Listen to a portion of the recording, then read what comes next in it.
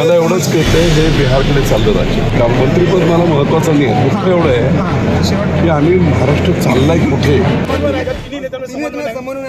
मला एवढंच कळतंय हे बिहारकडे चाललं राज्य. म्हणून मंत्रीपद मंत्रीपद महत्वाचं नाही माझ्यासाठी. माझी कामं करणे, मला लोकांनी निवडून दिलेलं आहे.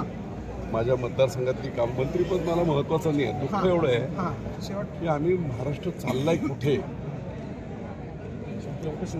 तुम्हाला विभागीय नेतृत्व द्यायची जायची.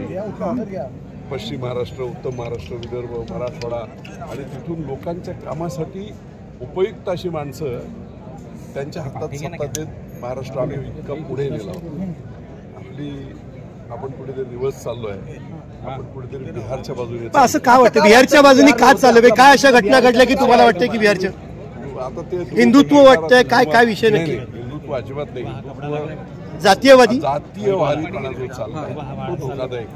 सर शेवटपर्यंत नाव होतं, अगदी शेवटपर्यंत नाव होतं, पण ऐन वेळेला तुमचं नाव झाल्याबद्दल अजिबात दुःख नाही. परंतु ज्या पद्धतीने ते घडत जाते मी विश्वासात घेऊन लोकांना काम करायला पाहिजे.